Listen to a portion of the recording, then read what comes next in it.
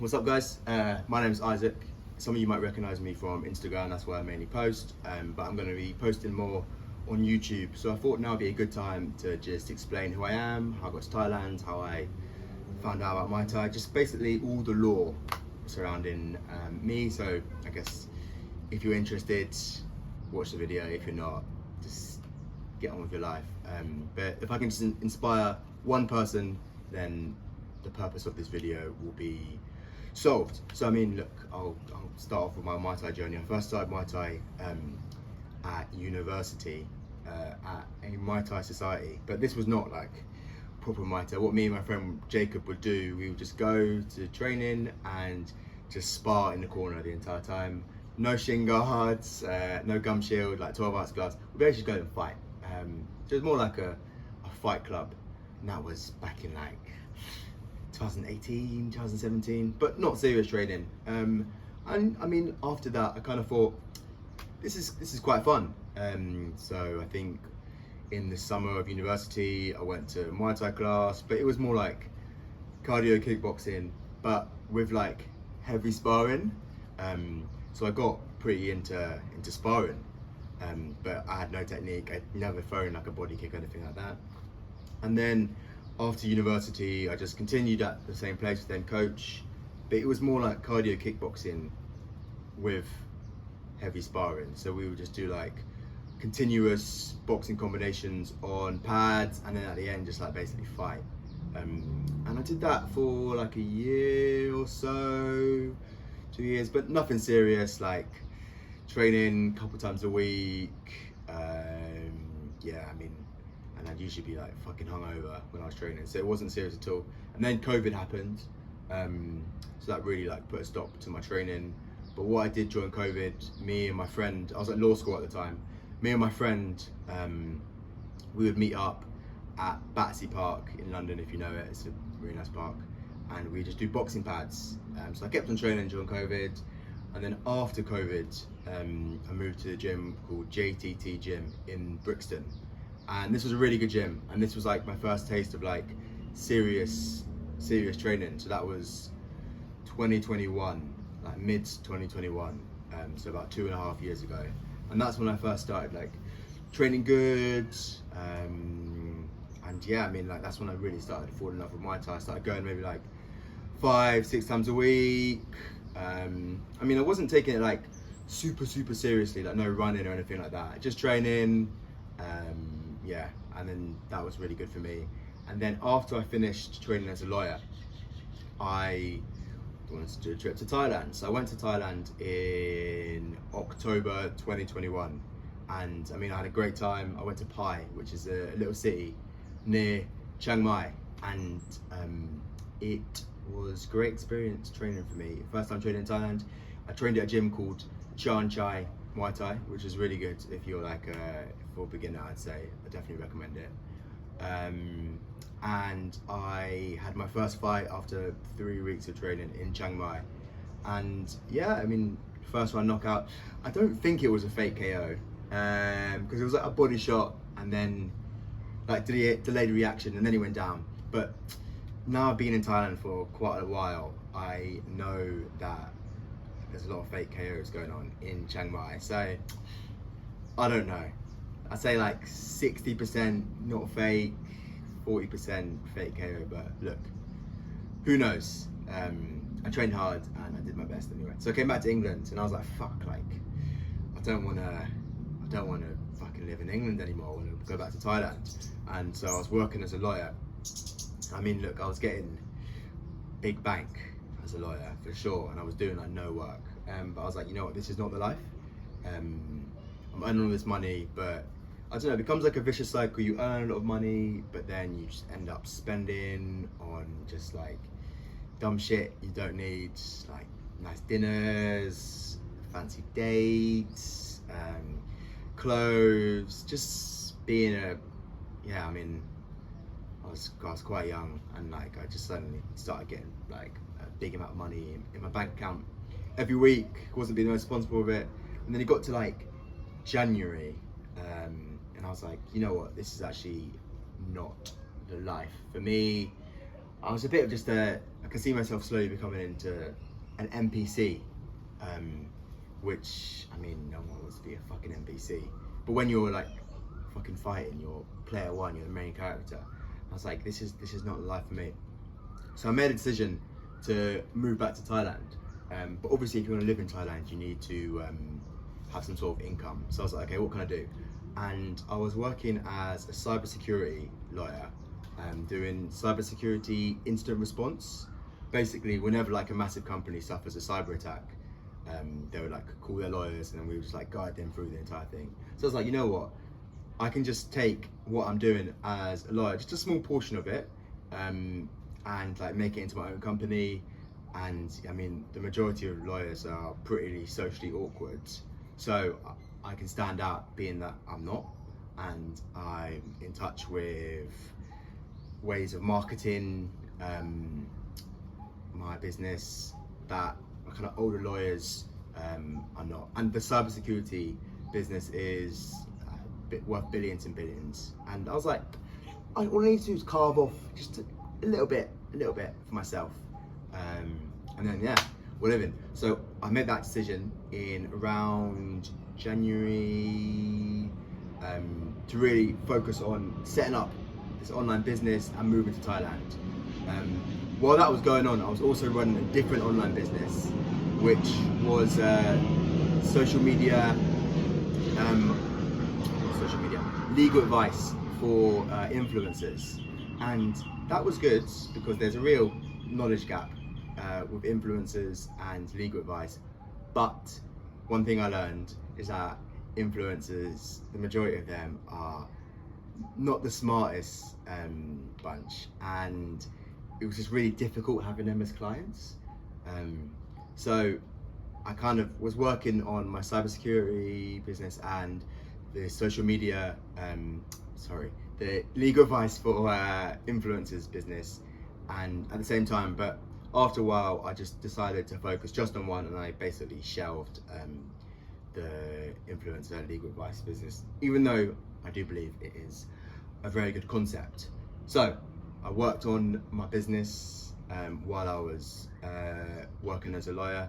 I mean, even while I was in the office, I'd just be fucking making my website, learning about cold email, learning about sales, learning about cold calling, and of course saving up money to move to Thailand.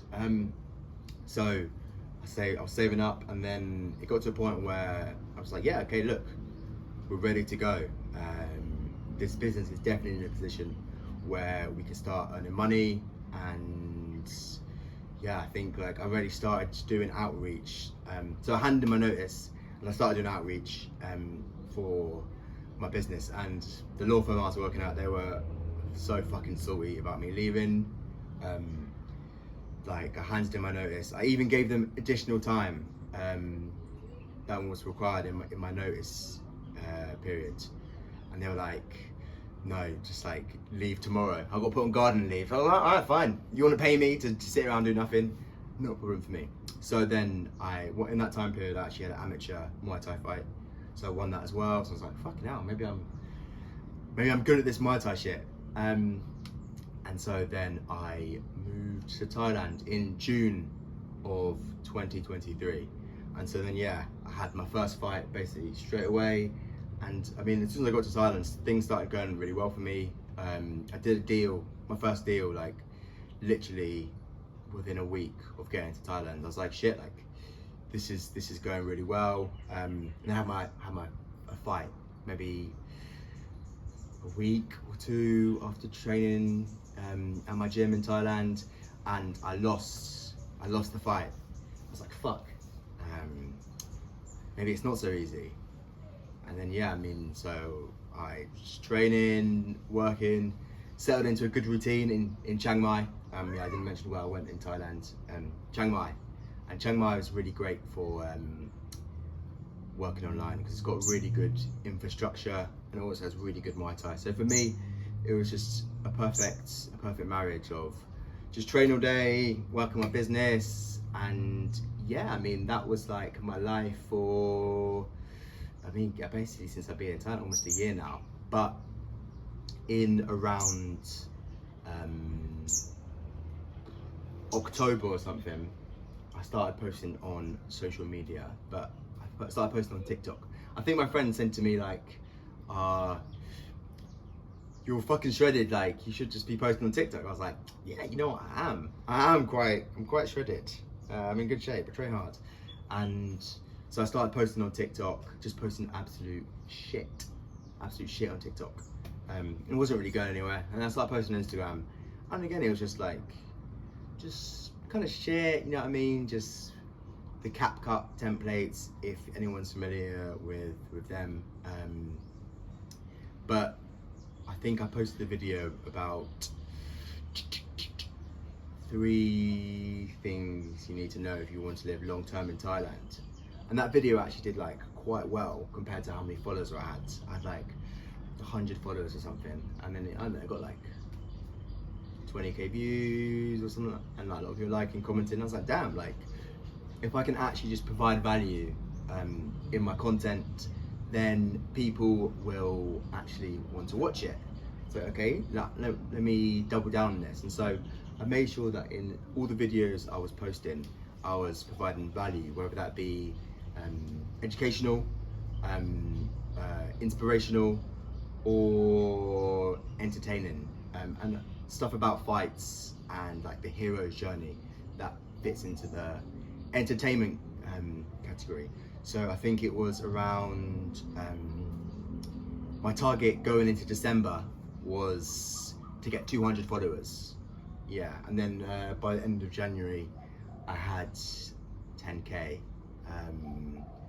and yeah, I mean from then on, like I was just putting on about 10k followers a month. And I mean, social media, I wouldn't say it's like changed my life, but now I'm making enough money just from social media through my own digital products and through sponsorships to easily have enough money to live in Thailand, which of course is fantastic because I can just share my love for Muay Thai with people who are interested in Muay Thai. And I still got my cybersecurity business. So I guess, yeah, now we're here in beautiful Koh Samui, training all day, working all the time, kind of just locked in and focused. And that kind of brings me back to my decision to like not really drink alcohol. So I mean, in January, I didn't go out for New Year's because I had a fight coming up. And for me, that was like maybe the first time I've not gone out since I was about 13 years old. So I'm 28 now, so 15 years of going out New Year's. I didn't go out, and I remember I hung out with my mate Paul, and we were just chilling, and then he wanted me to go to his. I was like, nah, I'm just gonna go back home. I went back home, watched the fireworks from my window in Chiang Mai, and I was like, right, you know what, this year, we're smashing it. Wrote down my goals for the year. It was, I'm not going to share them, but it was X amount of money per month, thousands. It was X amount of fights to win, and it was X amount of followers on social media. And what I will say is that we're doing very well on all fronts, but the decision to not drink alcohol for me, I mean, I don't know, I have had a couple drinks in the new year for sure. I'm not like, I don't drink at all, but it has really, a lot of things have started going well for me. Been making much more money than I made the entire time I've come to Thailand. I've obviously grown my social media, I've won my fights, or had a draw as well, and just my Muay Thai is just like, so I mean, will I stick to not drinking? I think so, yeah. I mean, when I was living in London, I was going out once a week, at least. Even when I go to Thailand, once a week. Like drinking 2 weeks before a fight, all that shit. But now, when was the last time I drank? I think maybe about 3 months ago. I had like a couple Jack Daniels and Cokes or something like that. And I mean, look, a lot of things have picked up for me, and now, yeah, okay, so we're at this current point in time, and I have my 9th professional fight in Thailand in 2 days. So I mean, yeah, it's on the biggest promotion in Thailand, traditional Muay Thai, Pechindi, and I'm really excited for that. I've trained really hard, and I think I'm ready to put in a good performance. A lot of people telling me I'm fighting this guy called Yok. Like, I don't know, he seems to be quite famous on the island, because everyone's like, Yok. I watched a video of him, and yeah, he's a good fighter for sure, but I 100% believe I can beat him. I believe in myself, and if you don't believe in yourself, who will? So listen, you got to practice what you preach. I'm gonna go out there, and I'm gonna do my best, and I'm gonna win the fight. He seems to be a femur, heavy kicker. So I think it'll be a classic Thai versus Farang, Thai versus foreigner. My coach has said that punch, low kick, which is my fight anyway. So I'm not gonna fucking try and out kick him. I'm just gonna try to beat him at my game. Getting close, punch, low kick, fake the low kick, elbow. Yeah, and we'll see how it goes. And look, if I lose, life's about winning and losing. You can't win every fight.